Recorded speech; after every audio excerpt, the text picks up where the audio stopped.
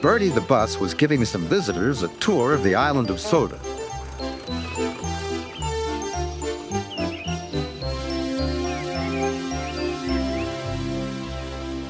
It was their last afternoon, and Edward was preparing to take them to meet Bill and Ben.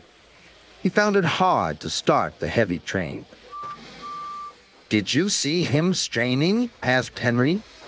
"Positively painful," remarked James. "Just pathetic," grunted Gordon.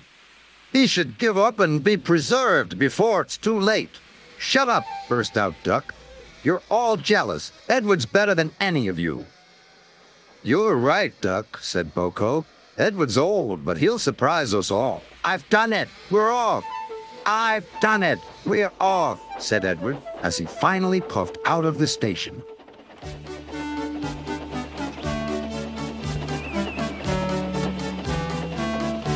Bill and Ben were delighted to see the visitors. They loved being photographed. Later, they took the party to the China Clay Works in a break van special.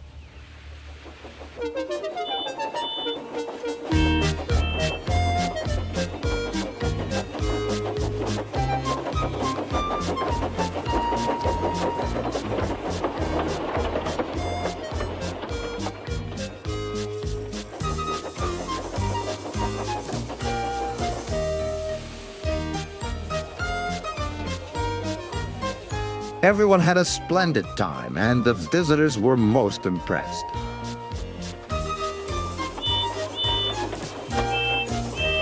Then Edward took the visitors home.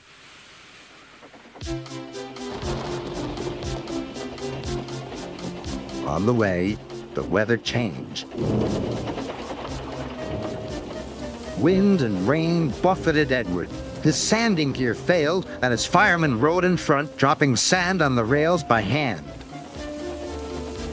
Suddenly, Edward's wheels slipped fiercely, and with a shrieking crack, something broke.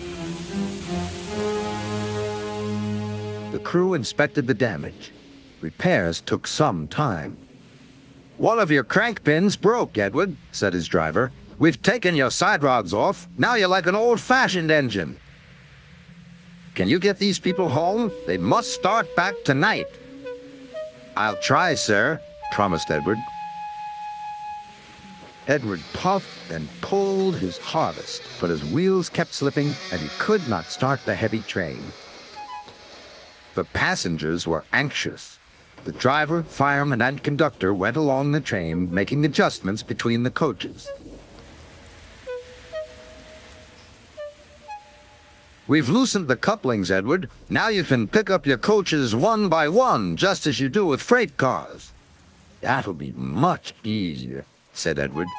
"Come on," he puffed and moved cautiously forward.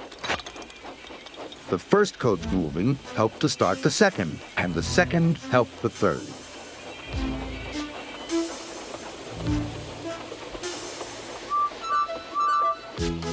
"I've done it! I've done it!" puffed Edward. "Steady, boy," warned his driver. "Well done, boy! You've got them! You've got them!" And he listened happily to Edward's steady beat as he forged slowly but surely ahead. At last, battered, weary, but unbeaten, Edward steamed in.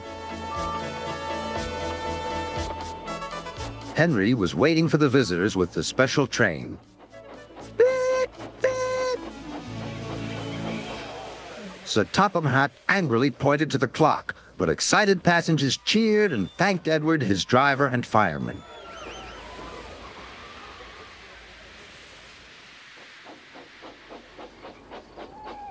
Duck and Boko saw to it that Edward was left in peace. Gordon and James remained respectfully silent.